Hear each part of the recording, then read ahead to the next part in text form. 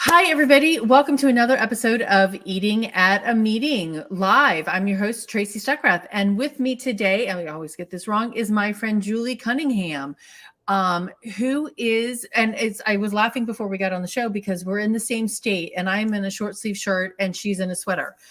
I am near the beach and she is in the mountains. So the state of North Carolina is very wide. So I just thought that was funny.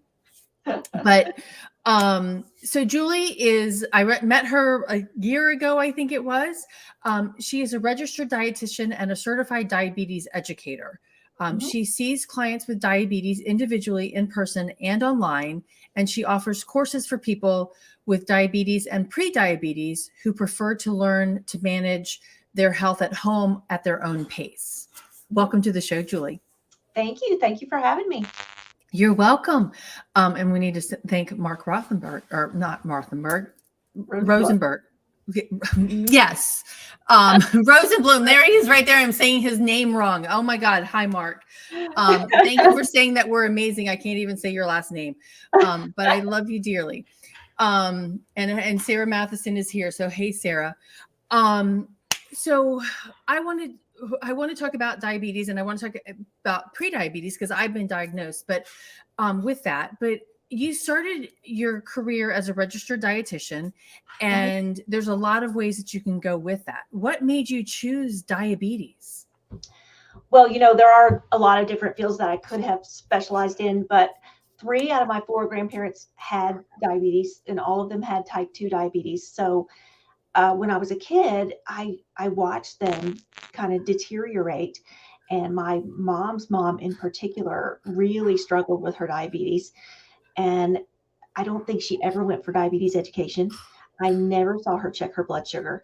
She was really very unhealthy. And at the end of her life, she lost her kidney function and she was losing her vision. And she was just in a miserable state of health for the last decade or 2 of her life.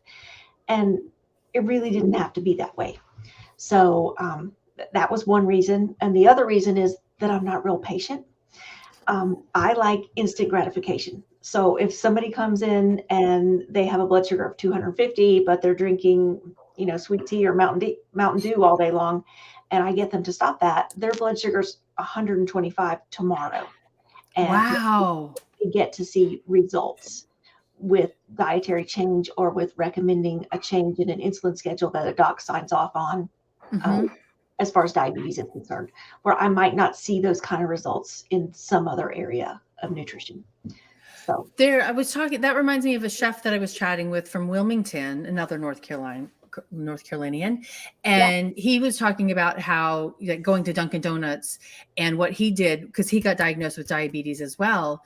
And he said, I ordered the regular tea with a splash of sugar, sweet tea on top. Right. And that's how he gets his fix, but it reduces the amount of sugar. Because I think that medium sweet tea at Dunkin' Donuts is like 54 grams of sugar. Holy moly. Yeah. That's a lot. That's a lot of sugar. That's a lot of carbs.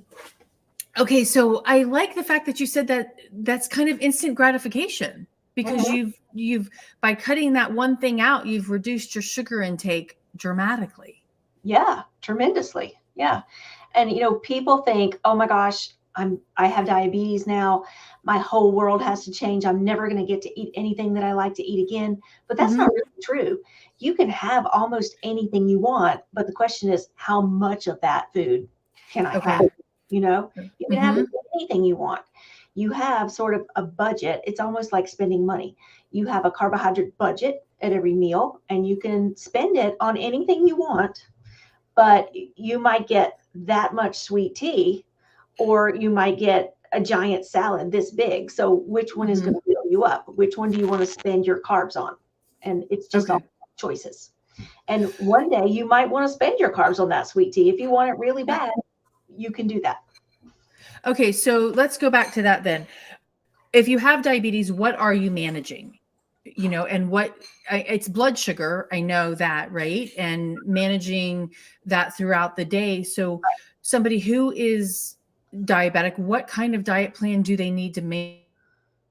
Proteins and sugars and carbs. And you've mentioned the carbs. So if you have type 1 diabetes, you have an autoimmune disease where your body attacks its own Okay. pancreas and absolutely destroys its ability to create insulin, which is the hormone that lowers blood sugar in response to food. Okay. But that's only 9 or 10% of the population with diabetes that has type 1. Okay. That used to be called juvenile diabetes. Most people in the US and in the world have type 2 diabetes. That's about 90% of people with diabetes have type 2. And really, we call that a lifestyle disease. So Okay. typically, family history of type 2, or having some extra weight on, or not getting sufficient exercise, all of those are risk factors for developing type 2, but they really don't explain the whole picture. Type 2 and type 1 are on the rise globally, and we don't have a good explanation for that. Okay. So we don't know. But what you're managing is when you eat carbohydrates, proteins really don't raise your blood sugar, and fats really don't raise your blood sugar. So it's carbohydrate in particular. When you eat carbohydrate, that's going to turn into sugar in your blood. And if things are working as they should, then your pancreas is going to spit out insulin to lower that sugar right back down to where it needs to be. And the Okay. sugar enter your muscle or your brain or whatever kind of cells need that sugar for fuel. But if you've got diabetes, that pancreatic response, that insulin shooting out and kind of holding hands with the sugar and taking it to the cells, it's not working correctly. So we have to moderate how much carbohydrate we're eating to keep the blood sugar from rising too high. Okay. And carbs are, I mean, somebody said, when you read carrots have carbs and cookies have carbs. And so what is a good balance? I mean, and I guess it might be per person, right? But per person, it depends on your age. The older you are, the less fuel you need. It depends on your fitness and your activity level. So the more active you are, the more you're going to need. Men are going to get more than women because, that's just the way life goes, right? Yeah. But as a general rule, somewhere between 30 grams and would be on the low side of normal for a meal, and 45 is kind of typical. And maybe someone who exercises quite a bit might get to eat as many as 75 grams of carbohydrates per meal. But to think about what that plate is going to look like, imagine like a quarter of your plate coming from protein. So that's meat or eggs or, nuts, nut butter, something like that. A quarter of your plate coming from something starchy that we typically think of as carbs. So potatoes, rice, pasta. In the case of a person with diabetes, we have to count beans like pintos or kidneys or something like that as carbohydrates. Even though they're a protein too, they're a carbohydrate as far as a person with diabetes is concerned. Okay. So we've got a quarter of our plate is protein. We've got a quarter of our plate is starch. And then we really want to fill up the other half of the plate with vegetables that are not starchy.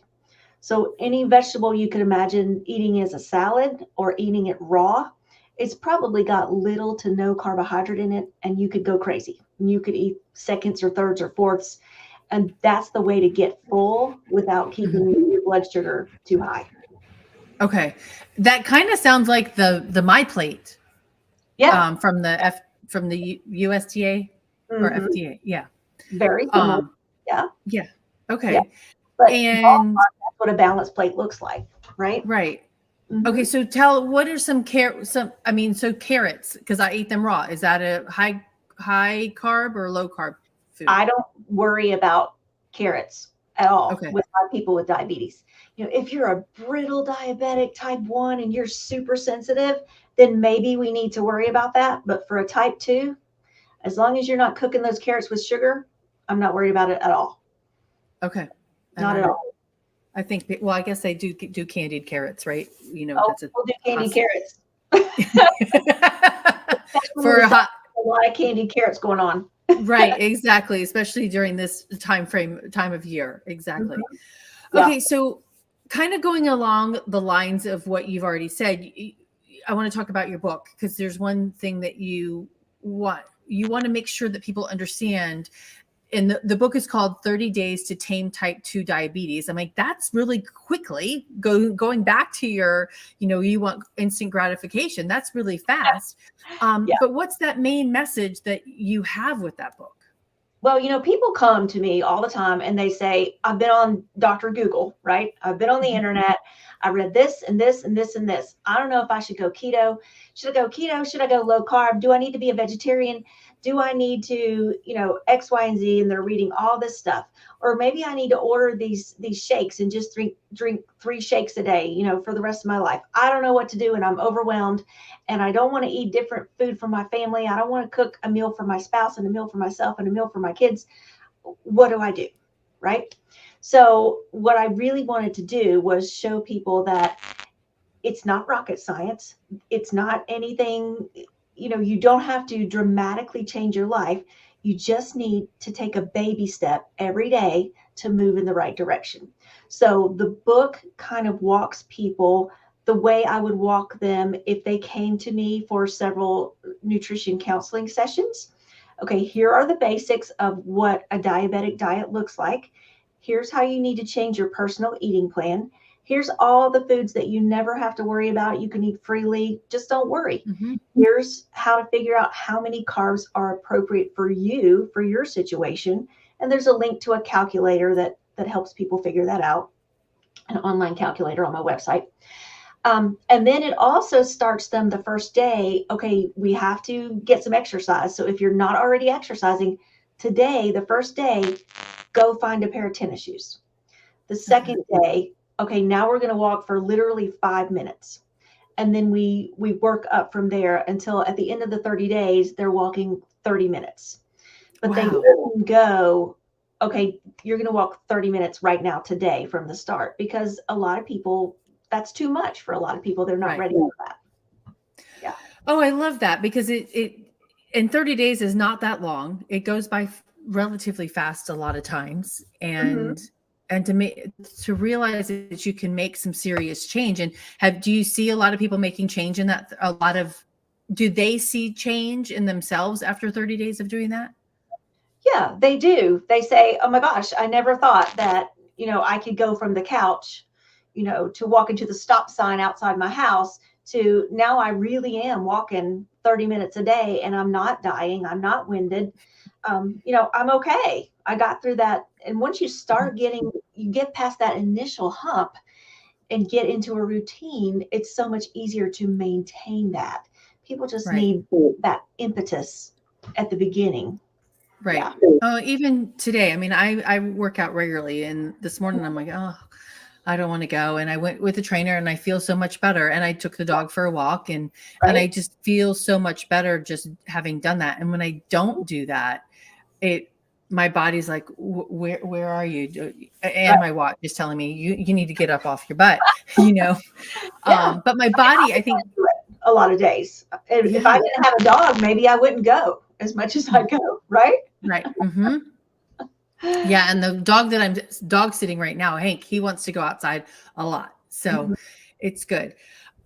So how can, because this is about eating at a meeting, and how can meeting planners and not even a meeting planner, how can an administrative assistant or anyone who's planning a meeting for their work colleagues or their friends who may or may not know that you have diabetes, but if we do, how can we make that easier when we're ordering? So if you're thinking about, say, ordering or planning a meeting for people who might or might not be diabetic, the thought that would be in my mind is, okay, are these people that are attending this event going to be able to get full without loading up on starches or carbohydrates? Okay. That would be my primary question. Okay. So if I'm looking and I'm ordering pizza for the group, they're not going to be able to get full without loading up on carbs, right? Right. I'm ordering burgers and fries, not going to work. Tacos, not going to work, right? So maybe those foods are okay, but I'm going to have to come over here to the side, and almost every time I'm going to have to do a giant salad with the vinaigrette dressing. I'm going to have to do raw vegetables. I'm going to have to do, basically, you got to add a whole bunch of non-starchy vegetables so that those people are going to be able to get full without their blood sugar shooting to the moon. Okay. So on that note, there's been a lot of talk, about meeting planners. I mean, just by ordering that, that kind of food, what happens to all of us, diabetic or non-diabetic, after we eat that food and we're still in a meeting at 2 o'clock in the afternoon? Does that make us crash? Um, You know, it's going to depend on the person, right? okay. If you have perfectly good control of your blood sugar, then you're really never going to rise above 140, right? Okay. You're going to stay normal because your pancreas is going to be able to handle that.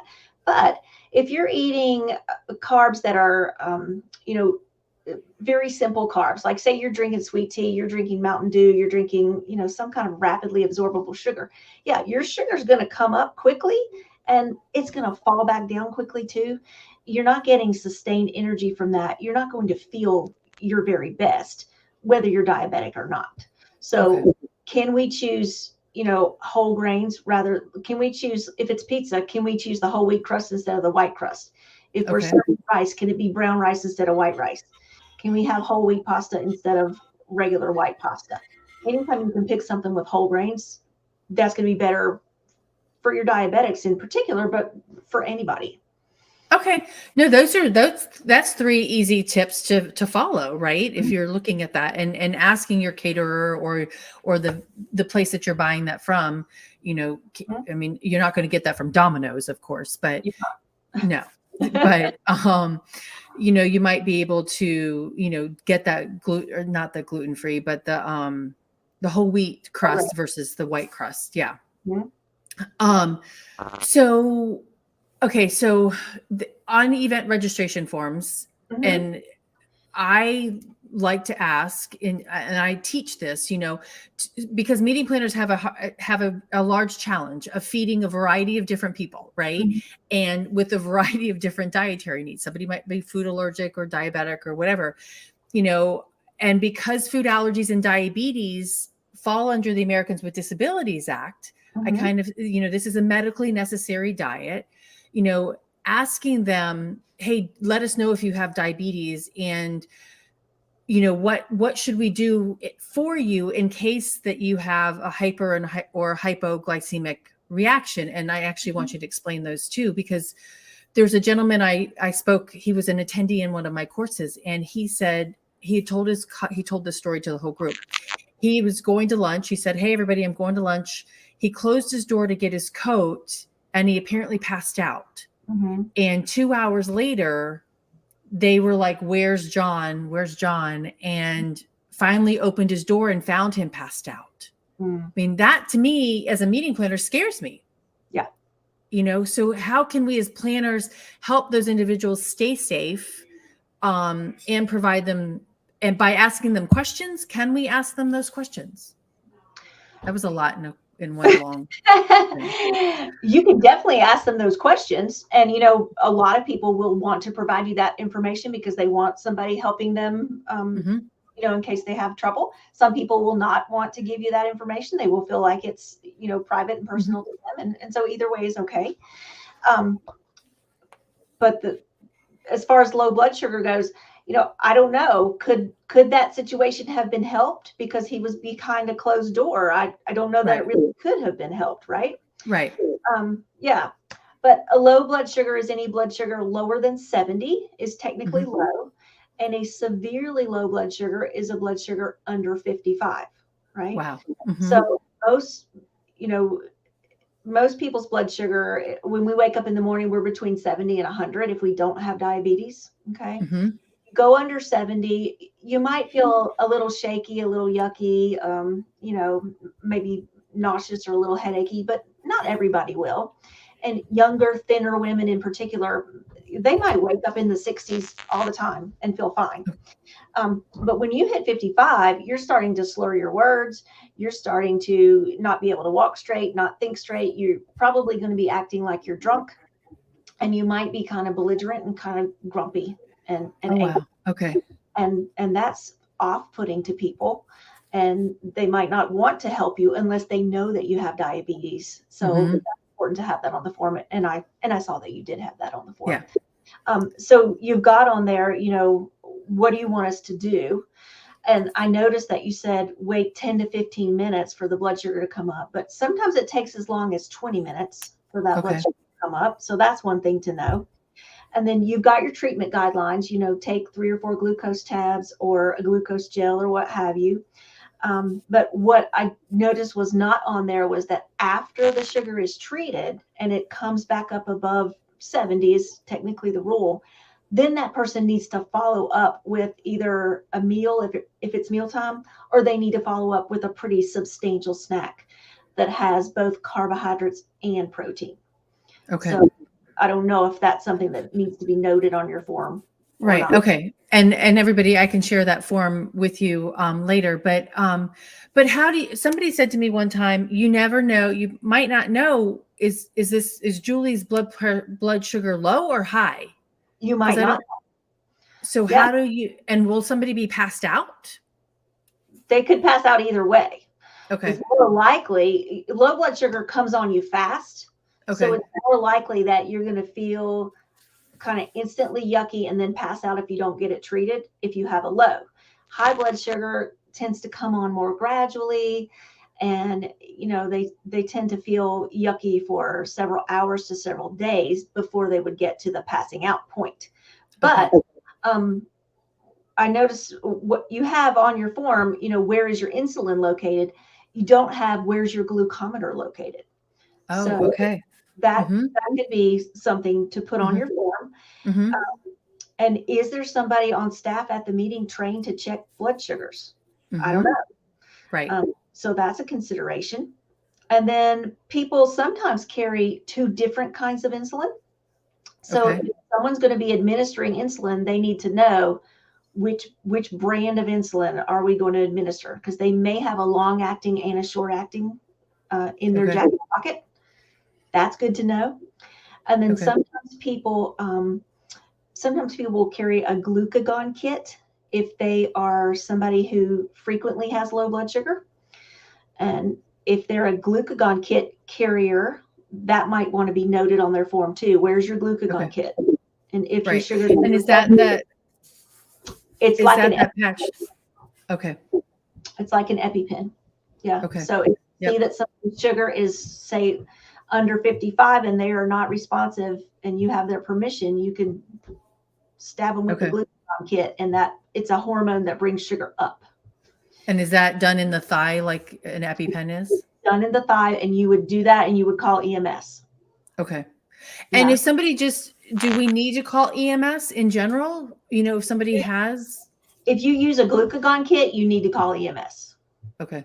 Yes. Okay. If somebody just has a low and they drink juice and they come back up and they feel fine, you just need to feed them that snack or that meal and just kind of check in with them. That reminds me of Julia Roberts and Sally Field in whatever. Yeah. Terms of endearment.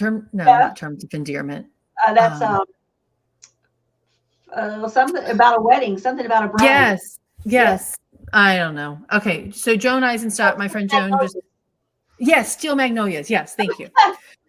So thank you, Nancy. She just popped it in there. So Joan just said, a family member said that various electronic uses can interfere with what is used as an app to measure one's glucose levels. Yes. And what does that mean for the meeting apps during a meeting?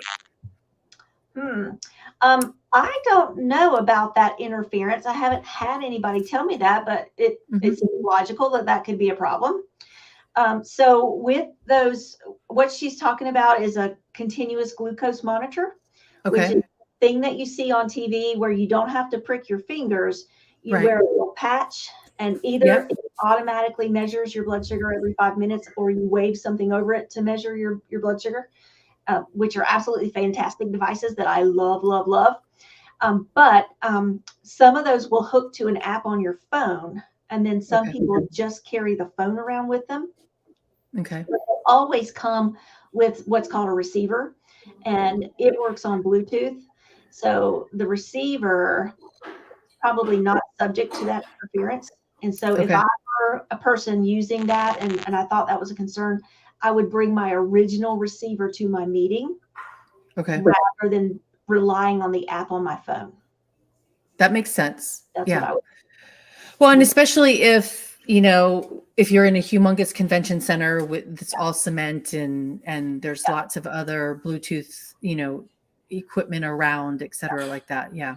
That makes sense. You've always got to keep the CGM receiver within 20 feet of you. Oh, okay. I always tell my patients, just keep it in your pocket. And it's that small enough to put in somebody's back pocket? Yeah, it's about the size of a cell phone. Oh, yeah. Okay. Smallish cell phone. Yeah. So always keep it in your pocket. If you're a lady and you don't have a pocket, then keep it in, a small purse and, like one of those crossbody little travel purses. Mm-hmm. Yep. Note to designers for women's clothes: pockets in dresses and back pockets in pants all the time.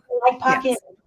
Yes. Yes. And not the fake little half pocket, right? Full size pockets. Yes. Okay. So we just came out of Thanksgiving and we're headed into this whole month of, Hanukkah and Kwanzaa and Christmas. And how do we, and how do people who are hosting events kind of manage, how do we as people, individuals, with diabetes or pre-diabetic, as well as those hosting us, manage this conundrum of lots of carbs in front of us? Food everywhere. Yeah. Yes. Yeah. Well, it's really similar to the event planners. People with diabetes are going to do fine with whatever protein you serve. So if you have a steak rack of ribs, if you have a turkey, if you have a ham, as long as they're not vegetarian, they're good with whatever kind of protein you want to throw out there. Right. Right. And then the thing you got to do is you got to say, how is my person going to get full without eating a load of starch?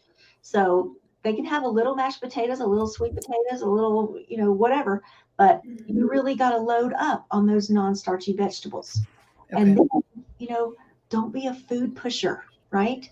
You remember your grandmother, and maybe my grandmother definitely did this. Look, I made a chocolate pie, and I made a cake, and I made another cake, and I made peach cobbler, and I made, and there would be 17 desserts. And you would say, well, I'll just have, a little tiny bit of this. Well, no, I want you to have some of all of it because I made all of it and I made it for you. And she would push food all the time. And if someone says no to your food, it may not be because they don't like the look of it or it's not delicious. It might be nothing to do with you and all about their own health. So I literally have to work with people sometimes to practice how they're going to politely refuse food at holidays. Right? Oh, how do you do that? We have practice sessions where we say things like, thank you, but I'm satisfied. That looks really great, but I'm full right now. I'll consider that and I might come back for it later. Whatever words feel comfortable to them, I literally have them practice it over and over again so that when they go to their moms, their mother-in-laws, their grandmothers, they feel like they can say no. Right. And it's hard. And it's hard. Yeah, very much so. And, just thinking about what we made, we actually cut down on our Thanksgiving. My brother didn't do his green bean casserole, which I think he's the only one that eats it. But, how do you do that? And my contribution is roasted vegetables like Brussels sprouts and beets and carrots and then a cherry pie. So, but that's, but we've got the mashed potatoes and things like that. And you take what you want, right? Right. Yeah. But there are food pushers out there. There are. And then I have to tell people, okay, I have to remind them it's like spending money. What is the best thing that I can get for my carbohydrate dollars here? What do I absolutely love?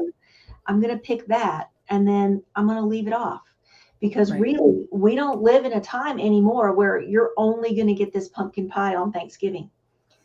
You can go out on May 7th or August 31 or whatever day of the year. You can really get a pumpkin pie anytime you want. Right. Yeah. And the stuff is in the grocery store to make it. So it's there. Yeah. It's there 24/7, 365. Right. Okay. So,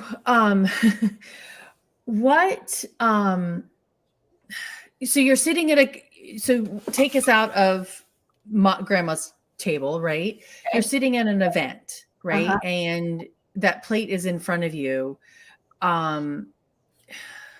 That's a hard conversation to have, whether you're, hey, I'm kosher or I've got food allergies or I've got diabetes, having that, conversation with everybody else because they're staring at you because you're not eating. It's same having that similar conversations and practicing those things. I'm like, well, this is just, what can you say? Same thing. You can say anything you want, but you don't have to give details that you're not comfortable giving. You know what I mean? Mm-hmm. You don't have to say, I can't eat this because I have diabetes. Mm-hmm. You can say, you know what, this just doesn't work for the way that I plan to eat today. Okay. This just isn't something that I would ordinarily choose, so I'm going to lay off of it. Right. And that's really all that you have to say. Or Okay. if if there's wait staff, you can just kind of discreetly call them over and say, hey, do you mind bringing the salad? Right. Mm-hmm. Mind bringing the salad. That's Yeah. all.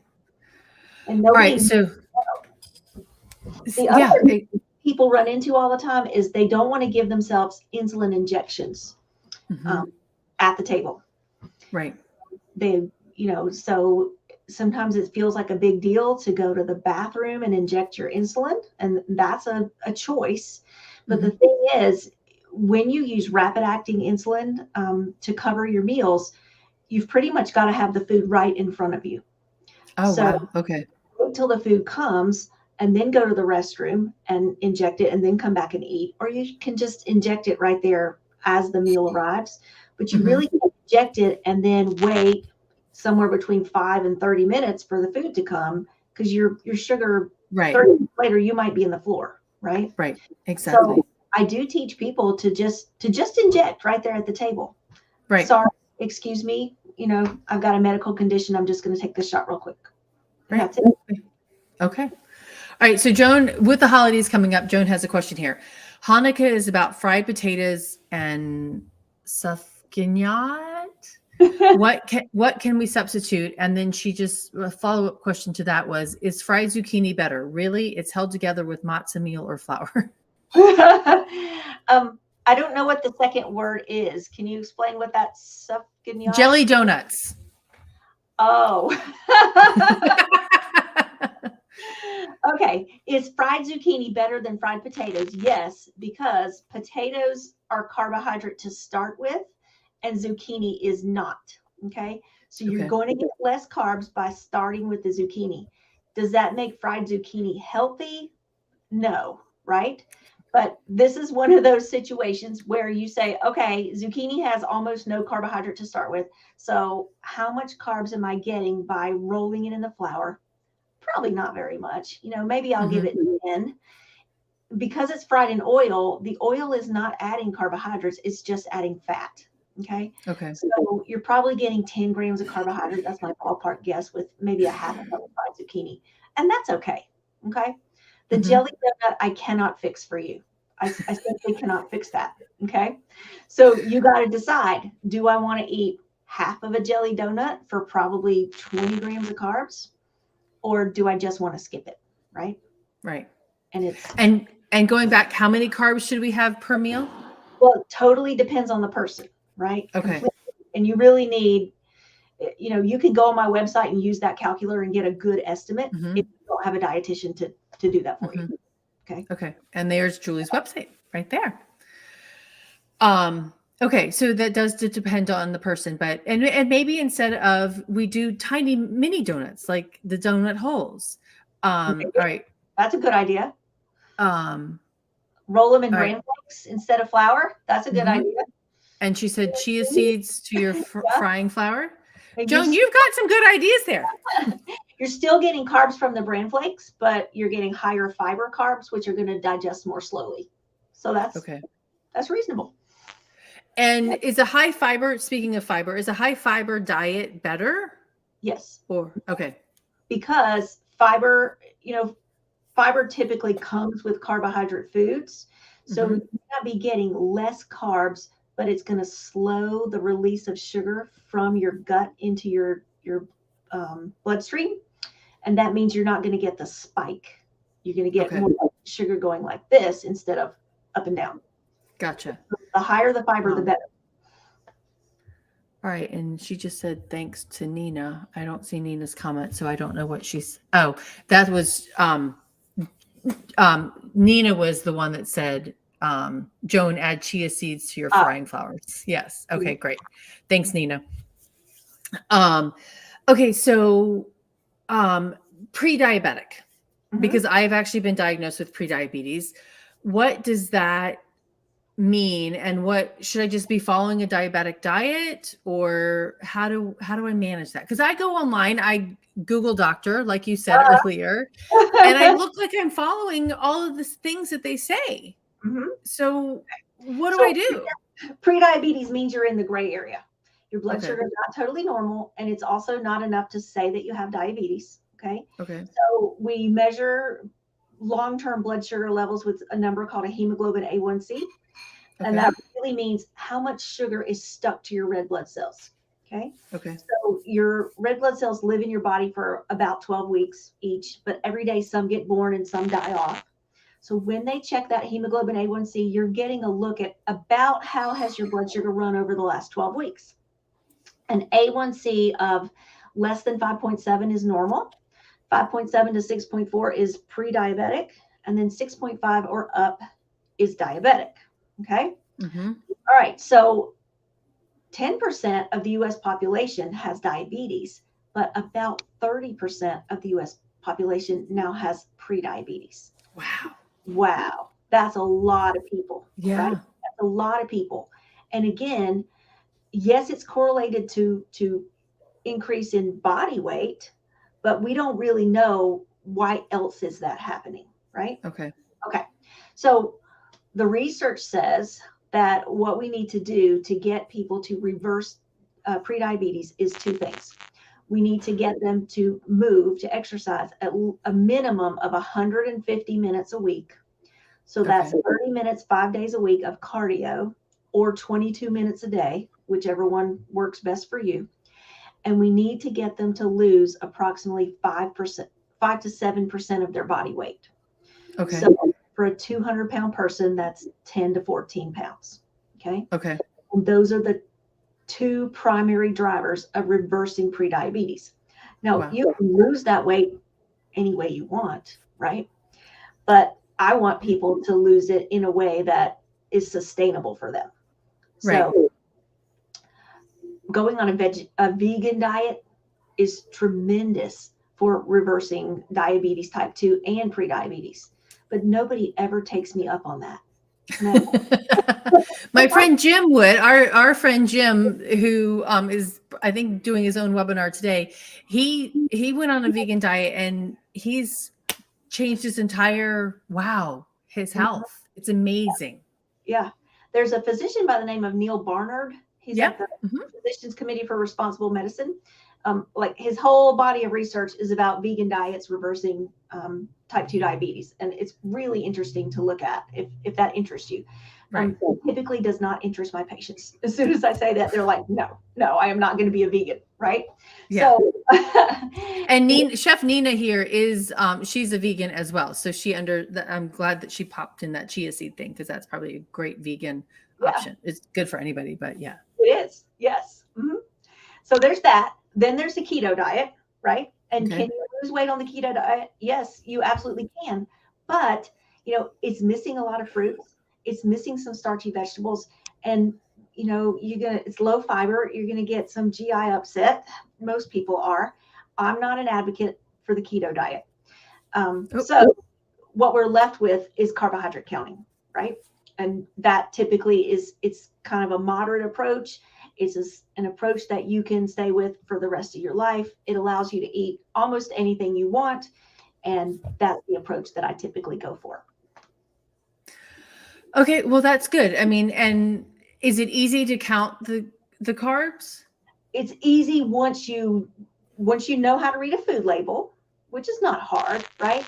And then you need to have a ballpark idea of, okay, if I'm going to eat a small potato, everything goes in 15s, right? A small potato is 15, an ear of corn is 15, 8 ounces of milk is 15. Once you kind of commit that to memory, it's easy. You can Gotcha. also use, there's a variety of different apps you can use, like MyFitnessPal, or there's various different Okay. apps. Oh, yeah, and I have the Lose It app on my phone. Yeah, Okay. Yep. same difference. Yep. Mhm. Well, and here Nina has piped in here. Um, Anything higher in fiber will help. Chia seeds, even pulse to a flour, plain, and adding seasonings you already know and love. Yep, that's awesome. And then she did say she's coming up empty for a substitute for the donuts.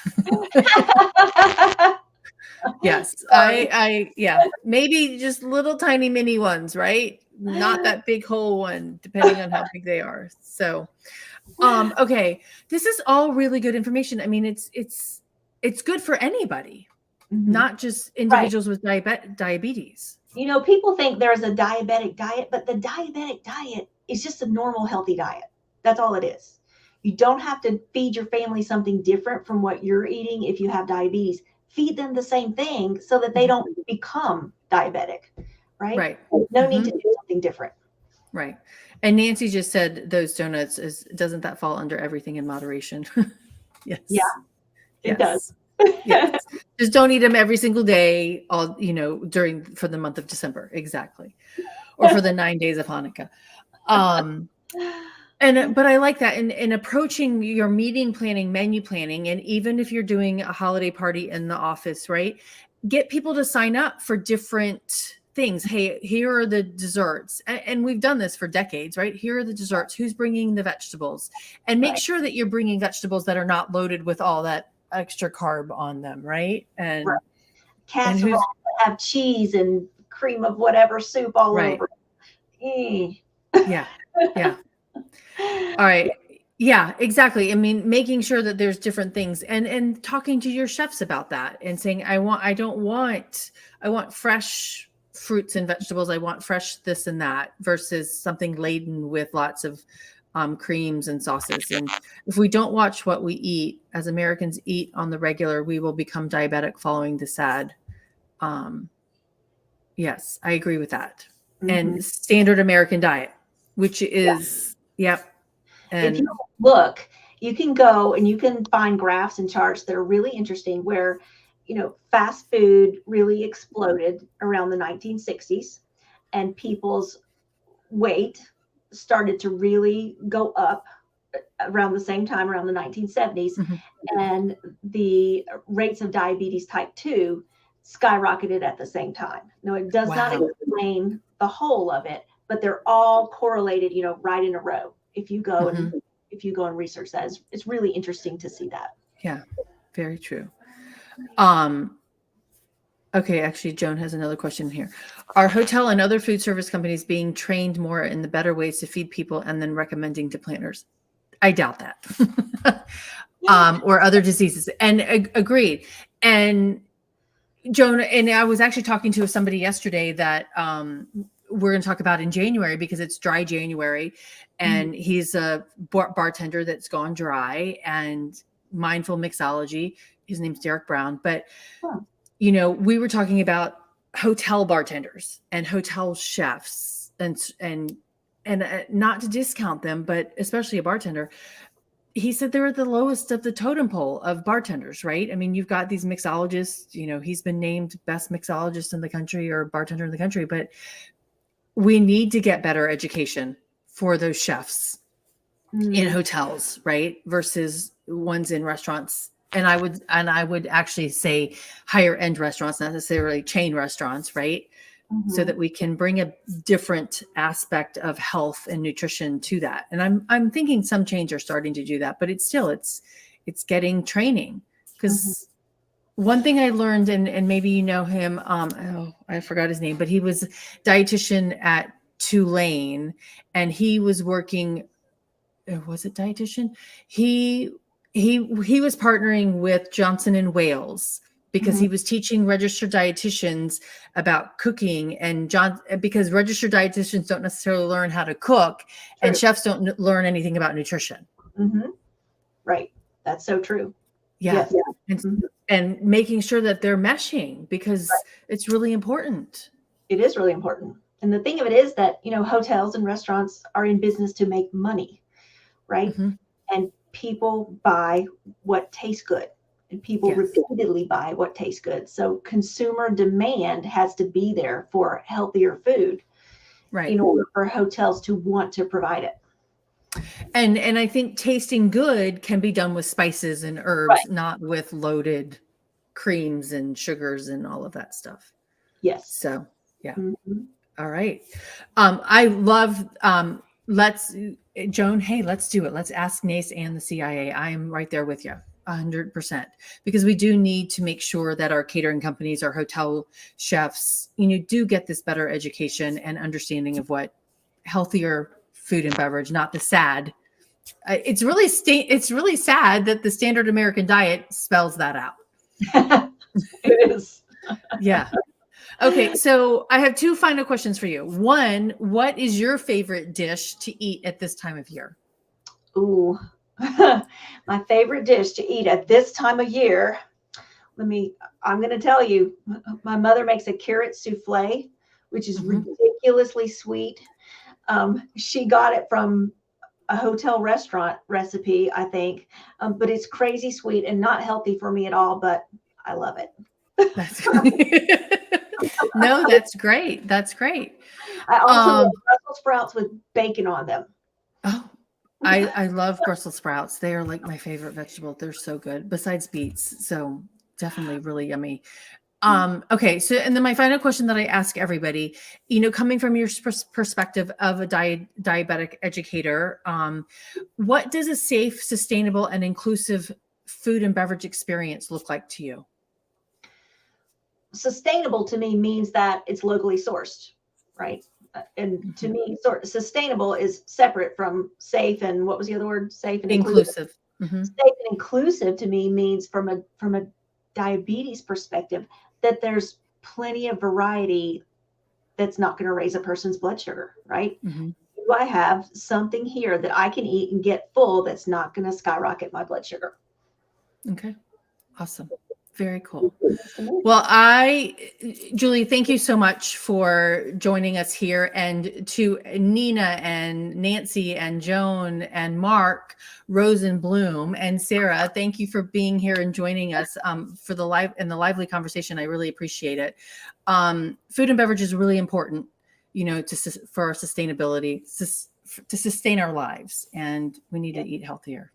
Yes. So. Yes. So everyone stay tuned. I'm excited next week. I've got the founder of Food Tank as my guest to talk about like overarching food and beverage around the world and what that means. But Julie, thank you so much for educating us on diabetes. For everybody, this is how you reach Julie directly on her website. And she's got that calorie or that carbohydrate calculator on her site. Yep. All right. Thank you so much for having me. Thank you. And everybody stay safe and eat well. Until next time. Bye-bye. Bye, Tracy. Bye, Julie.